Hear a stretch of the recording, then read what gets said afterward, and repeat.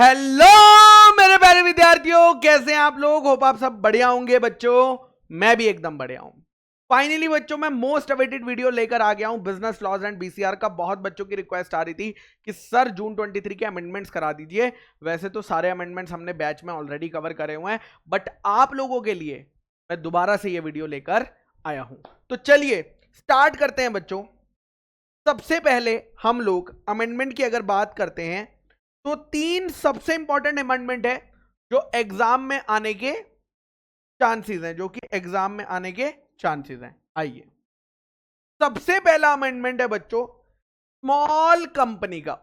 कौन सा है? स्मॉल कंपनी का अमेंडमेंट है बच्चों। स्मॉल कंपनी कौन सी कंपनी होती है, आपको क्वेश्चन में आ सकता है चेक करने के लिए।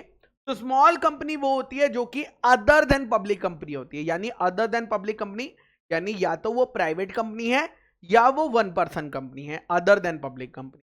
दूसरी कंडीशन आप चेक करेंगे, उसका पेड अप कैपिटल 0 से लेकर 4 करोड़ रुपए तक हो सकता है, यानी मैक्सिमम 4 करोड़ रुपए से हो सकता है।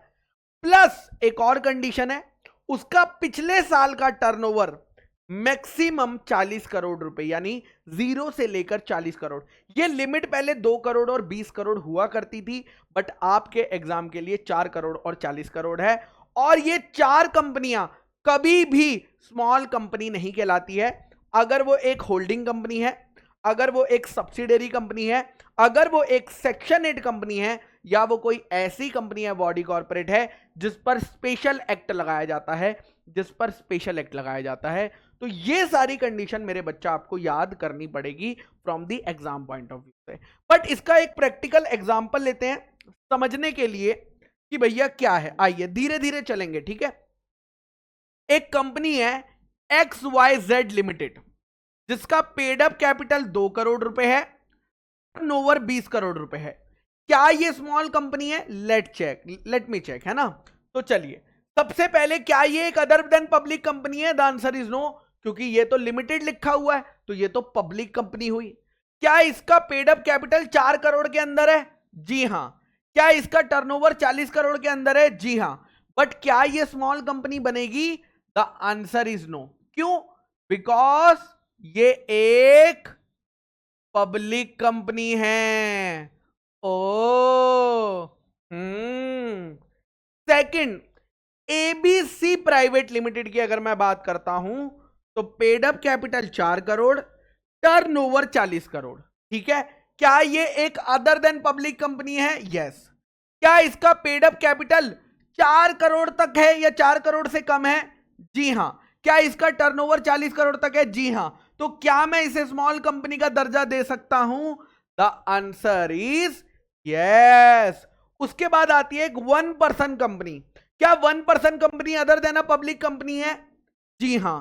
क्या उसका पेड अप कैपिटल 4 करोड़ के अंदर है? जी हां। क्या उसका टर्नओवर 40 करोड़ के अंदर है? जी हां। तो क्या मैं इसे स्मॉल कंपनी का दर्जा दे सकता हूं? जी हां। लास्ट क्वेश्चन, एक पीक्यूआर प्राइवेट लिमिटेड है, क्या ये एक अदर देन पब्लिक कंपनी है? जी हां, क्योंकि एक प्राइवेट कंपनी है। क्या इसका पेड अप कैपिटल 4 करोड़ के अंदर है, मतलब 4 करोड़ तक है? जी हां। क्या इसका टर्नओवर 40 करोड़ तक है? जी हां। लेकिन एक और बात लिखी है, ये कंपनी दूसरी कंपनी की होल्डिंग कंपनी है। ओ, यानी ये स्मॉल कंपनी नहीं बन सकती। क्यों? Because it is a holding company. Yes और no? Yes sir. Holding company, subsidiary company, section 8 company small company का दर्जा नहीं पा पाती हैं। तो ये बातें बेटा आपको देखनी है। आई होप आपको कॉन्सेप्ट एकदम क्लियर हो गया होगा फ्रॉम द एग्जाम पर्सपेक्टिव। अब एक बारी इसकी डेफिनेशन देखते हैं जो आपकी किताब में लिखी हुई है, ठीक है। क्या दी हुई है?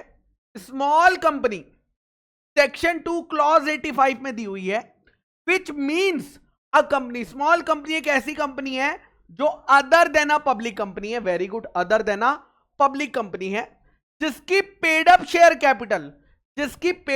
Capital does not exceed 50 lakh, जो कि 50 लाख से ज्यादा नहीं जाएगी। या वो अमाउंट जो कि सेंट्रल गवर्नमेंट ने रूल्स में प्रिस्क्राइब करा हुआ है 10 करोड़ तक।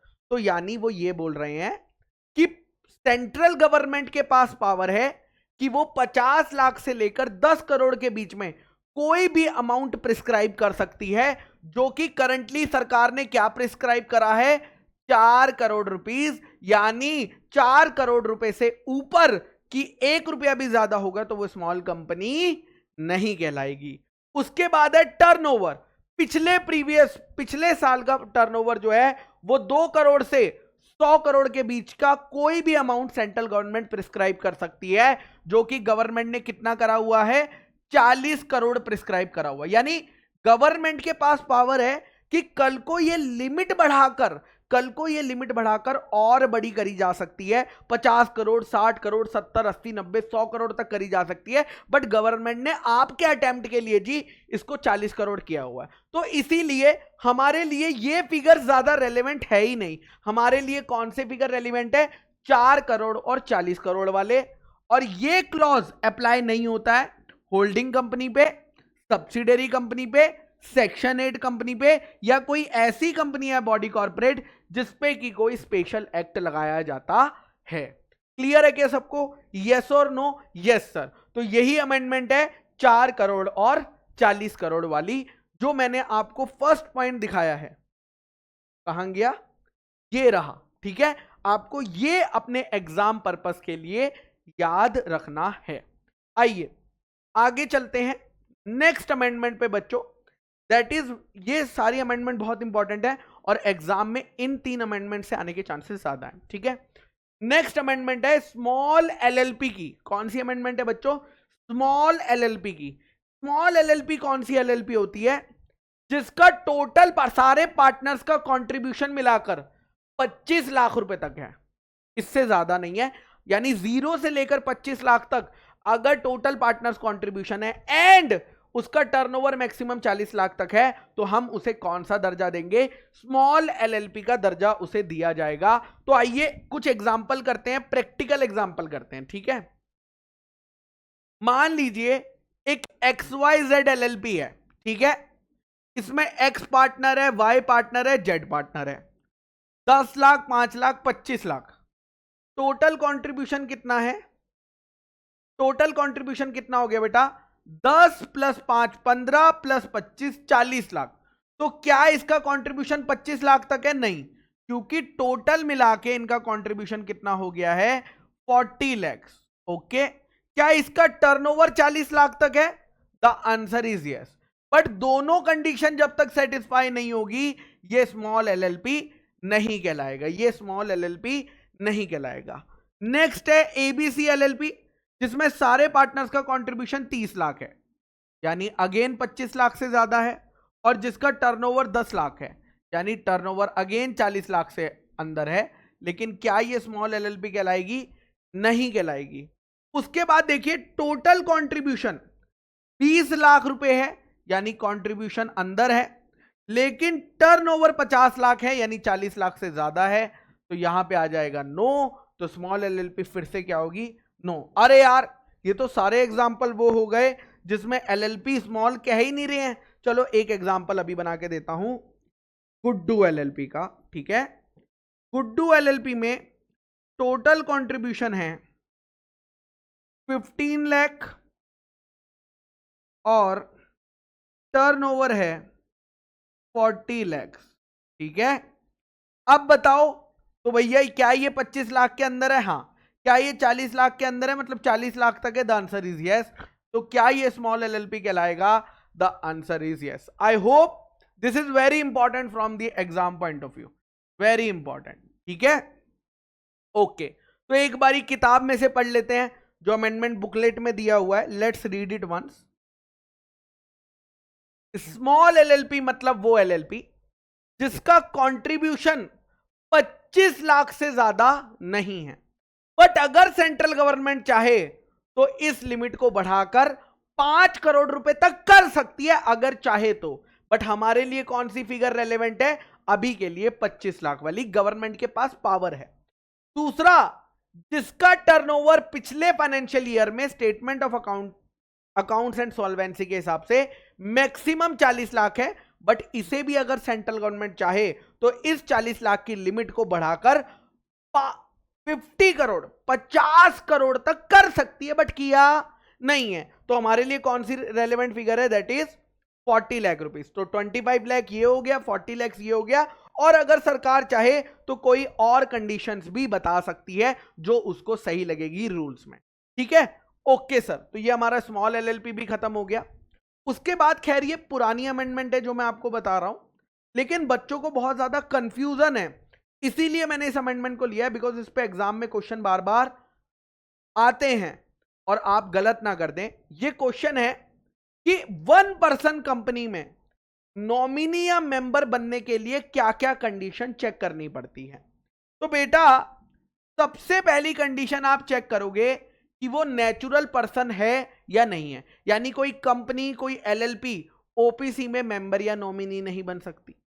दूसरा, जो मेंबर या नॉमिनी बनाना चाह रहे हो वो इंडियन सिटीजन है या नहीं है।